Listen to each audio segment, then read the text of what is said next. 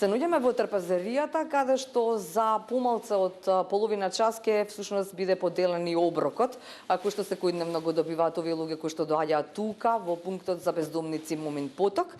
Драгана Лазаровска од Црвениот крст на град Скопје заедно со нас. Драгана, секојдневно е вака, минусни температури надвор, дали е зголемен бројот на луѓето кои доаѓаат? Добро утро и поздрав до сите гледачи на Телма телевизија.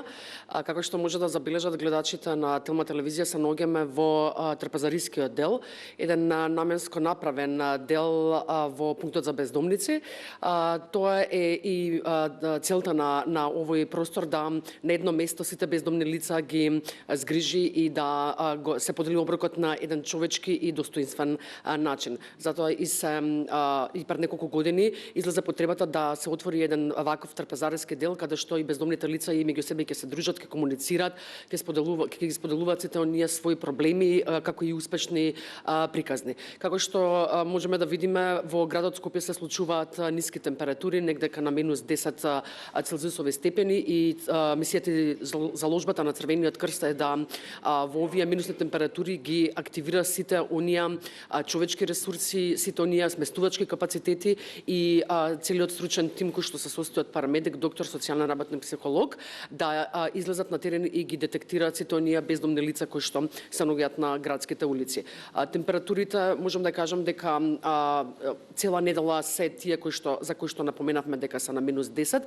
Ниедно лице не заслужува да биде на овие температури надвор на скопските градски улици, и затоа Црвениот крст, односно тимот, стручниот тим во пунктот за бездомници, веќе 15 години е устручен и усовршен да работи со оваа целна група на минусни температури. Колку што се незгодни и високите температури, уште понезгодни се и минусните температури, и за да не дојде до состојба на хипотермија, односно смртен исход, стручниот тим посветено и одговорно излегува и детектира бездомни лица, и доколку тие сакаат да бидат згрижани во еден топол простор со сите тие услуги кои што им се даваат, тогаш ги земаме и ги транспортираме до пунктот. Така е, да.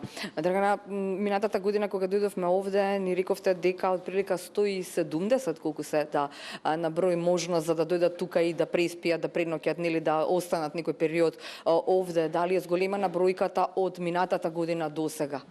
Од минатата година, од 2022 до 2023, имаме некои нови 5 бездомни лица. Најголемата бројка, односно рапидно зголемување на воопшто појавата на бездомништво и вкупната бројка на бездомници беше во 2019, односно крајот 2020, кога се појави и епидемијата, односно корона-19. Тоа заради најразлични причини, затоа што голем број од вработените лица кои што дотогаш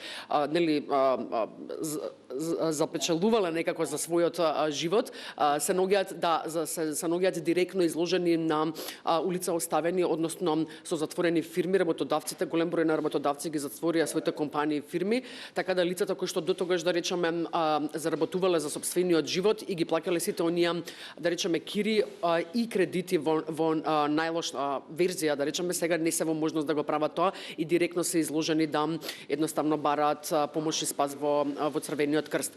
Таа бројка некако во изминатава година некако почнува да стагнира, а тоа е добро.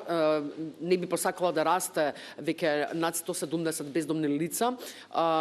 Негде нови 5 бездомни лица, сите тие нови 5 бездомни лица им се собрани социјална анамнеза, им се дадени сите тие квалитетни сервисни услуги како што се даваат и на сите претходни бездомни лица, затоа што секое едно лице кој што ќе дојде тука по основ на националност, пол, возраст и минато, да речеме, патешествие, не се двои и секако му се даваат сите тие нови услуги кои што му следат. Колку време смеат да останат тука во пунктот за бездомници во Момин поток? Во однос на ладните температури, односно кога ќе го зафатат градот Скопје минусните температури, може да останат се до надминување на фактичката состојба, односно додека температурите во градот Скопје реално и не се качат негдека веќе на 10 степени над нулата. Акцијскиот план кој што веќе години наназад функционира при екстремно ниските температури говори дека привременото прифатилиште затоа и наречено привремено, затоа што тоа е простор кој што е наменски направен исклучиво за вакви температури и негдека во сооднос со температурите привременото прифатилиште се отвара негдека непосредно пред Нова година. Ние оваа година се отворивме 31 декември, каде што и Нова година и Бадник традиционално и Божик ги прославивме сите празници со бездомниците и се уште сме отворени, па така да верувам дека негдека искуствата кажуваат заклучно со март би биле отворени. Така е, добро.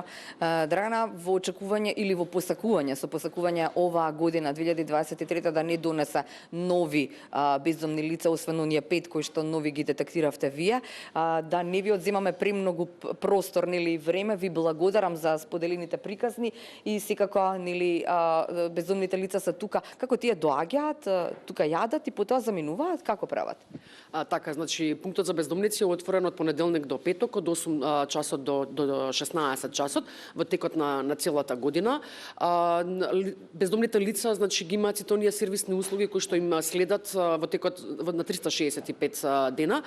Бездомните лица ги добиваат сите тие сервисни услуги, облека, лекови, прегледи, суплементи, додатоци, нечиста облека може да оставите да им се испера.